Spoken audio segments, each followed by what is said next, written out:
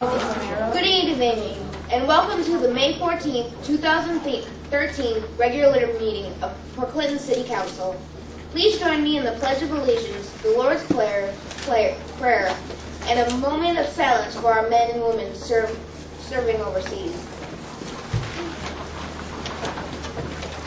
I pledge allegiance to the flag of the United States of America and to the republic for which it stands, one nation, under God, indivisible, with liberty and justice for all. Our Father, who art in heaven, hallowed be thy name. Thy kingdom come, thy will be done, on earth as it is in heaven. Give us this day our daily bread, and forgive us our trespasses, as we forgive those who trespass against us. And lead us not into temptation, but deliver us from evil. For thine is the kingdom, and the power, and the glory, forever and ever. Amen.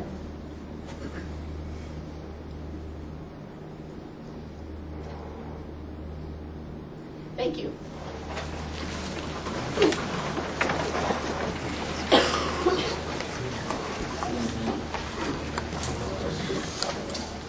Will the clerk please call the roll? Mark Koppler. Present. Ron Ackerman. Present. As we're calling the roll, could you please introduce your student government And I have today?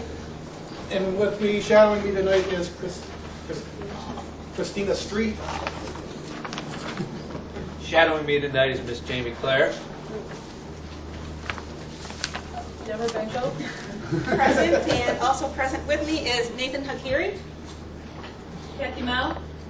Present. And with me tonight is Megan O'Neill. And I just would like to say that Megan is the granddaughter of the former Port Clinton City Council auditor, Nancy O'Neill. So, welcome. Mike Snyder. Present, and shadowing me today is Miss Haley Jones. Haley's a junior at Port Clinton High School.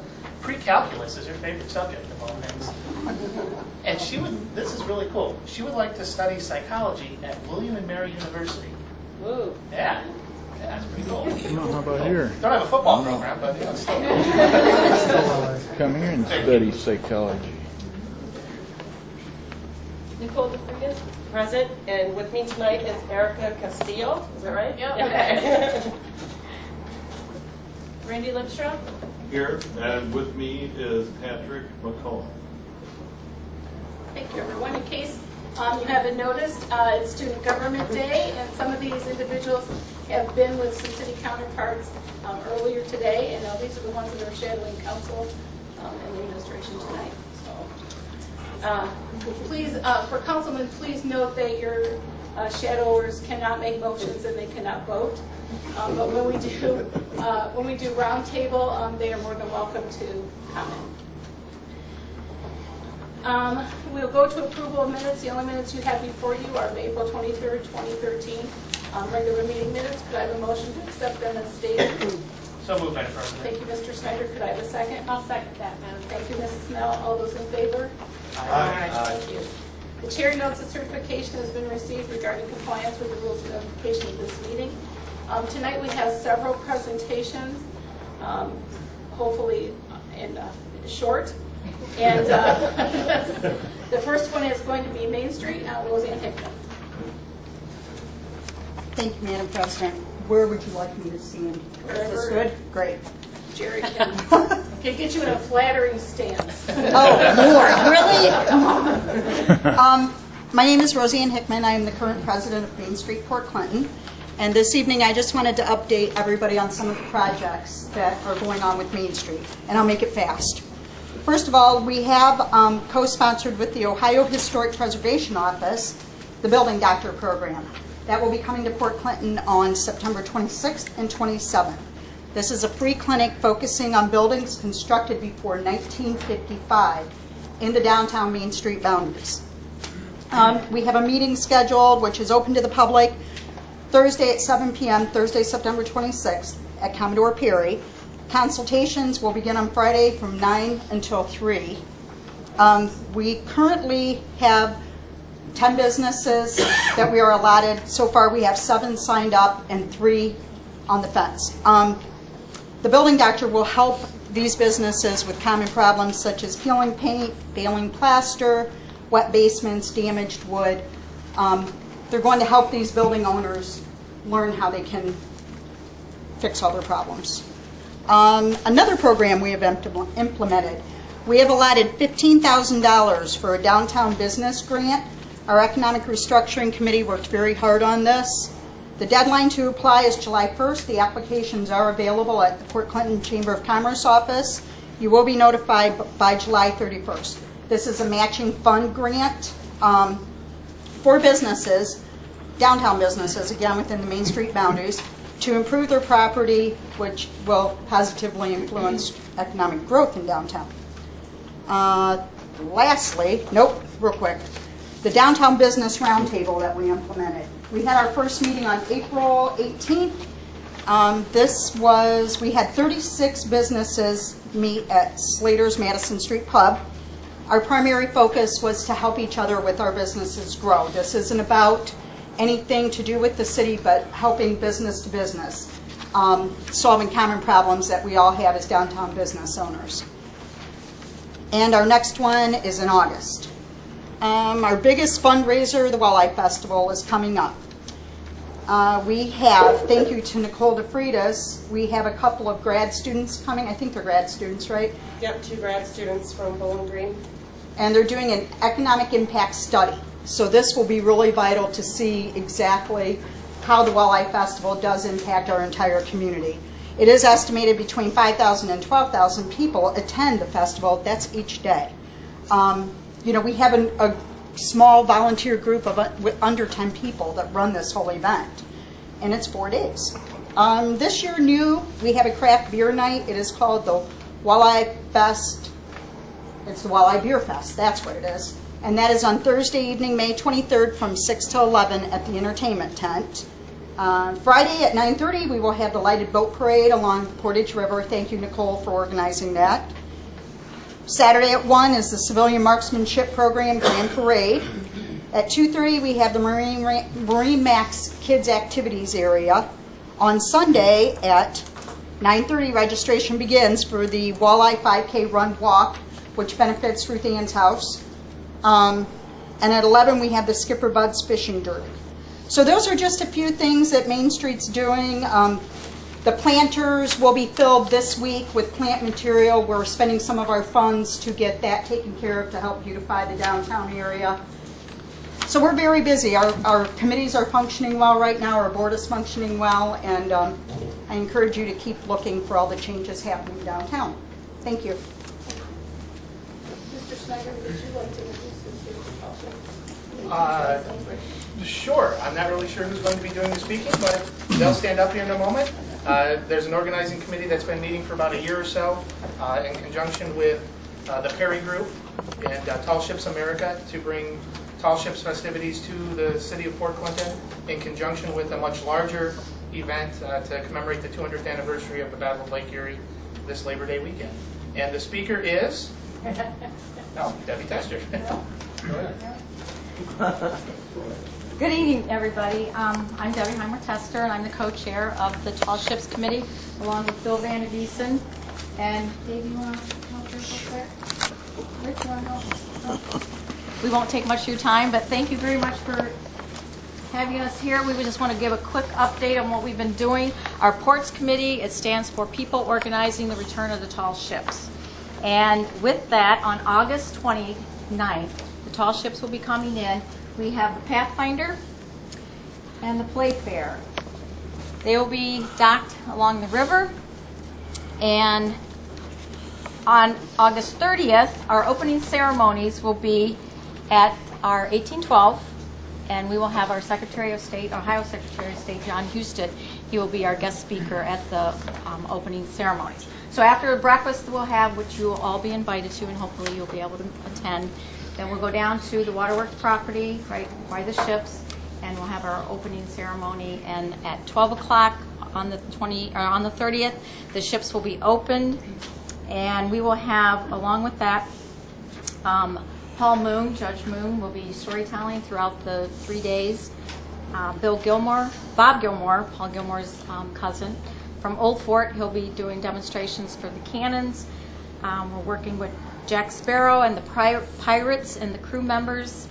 No, it's not who you think it is. I know everybody's...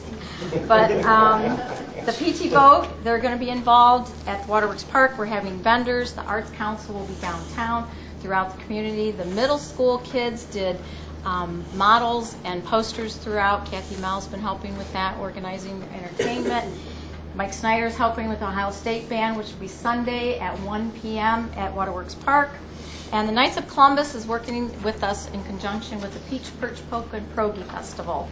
And they have been wonderful. They're going to allow us to have our office up in the very front of their building, and so we'll have an office, and if anything happens, we'll have merchandise being sold. And every time we meet, we get more people involved. I know Main Street's been coming in and helping with the meetings. Kent's offered through the city to sit at the meetings. And the more people we get, the better the festival's going to be. So thank you all very much. And do you have any questions? Yes. I heard at one point that service clubs were going to take admission. Did that come to fruition? Admission? Like Kiwanis and Correct. Lions? Correct. Yes. We're working.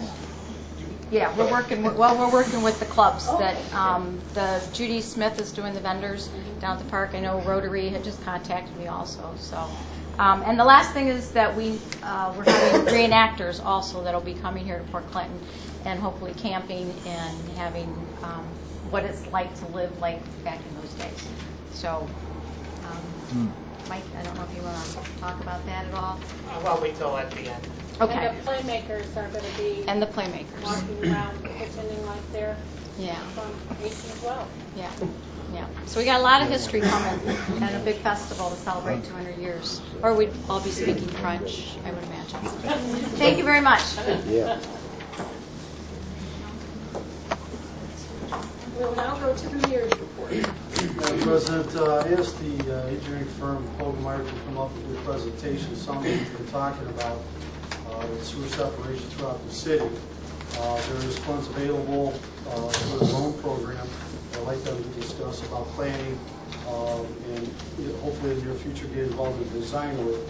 Been speaking with Sheriff Brown, Randy Gardner, Redford, Marcy Capter about concerns about the sewer separation, how important that is. To move forward with that in hopes that once we have the design, if you don't mind, Madam President, I've always listened to what you had to say about planning is everything. We have the plans. Once they're in place, it's a lot easier to get the sales pitch and get things moving forward. So this is the first step to do that. So if you want to go ahead and give the presentations and give the information to council, I would really appreciate it. Thank you, Mayor. I am Greg Telecki with Hogemeyer Design Group, and with me is Dick Hyman. And, as we're sitting here just kind of watching the meeting, it just kind of occurred to me that, Mayor, you really put us in a tough spot here in the fourth slot because, it's kind of exciting watching council introduce their shadowy people go around the room, and then Roseanne stood up and talked about Main Street and some exciting things, and then Debbie talked about the tall ships, and Dick and I get to talk about sewers. So, this kind of was hitting me here. So we really got our work cut out for us. We're going to be excited about sewers tonight. That's why you're at the end. I understand. I kind of figured that out. But I want to just kind of give you kind of more of a macro view, and then I know Dick's going to talk to you more specifically about the issue of what the mayor talked about. And I think at most of council's seats, hopefully you passed it out, just kind of a little summary sheet of our firm. And I know we do have the opportunity, another branch of our firm working with the downtown, and then another branch of our firm is working with Chief Johnson on the fire station. But another area of our firm that we're very proud of and is our grants and planning division. And you can see that by the summary here that we actually, as an exercise internally a number of years ago, went through and totaled up the grants and low-interest loans that our firm has been involved with throughout our 45-year history, and it was surprisingly came up to over $1 billion, and we were able to kind of summarize that in different categories and different programs. And I really wanted to show that to you today, to kind of give you some sense of relevance here. That in terms of funding, we have really taken a hands-on view, and it's been very one of the mainstreams of our firm, helping folks like yourselves bring funding to projects. And one of the things that we've learned throughout this kind of whole endeavor is that you can see by, again, the dollars that you see here, that hopefully that conveys that, again, we've had some some good experience in this, is that one of the things that we've learned through this is that the funding agencies, first of all, everybody needs money. I mean, you go to any of these agencies and there's never a lack of need, it's always a lack of money.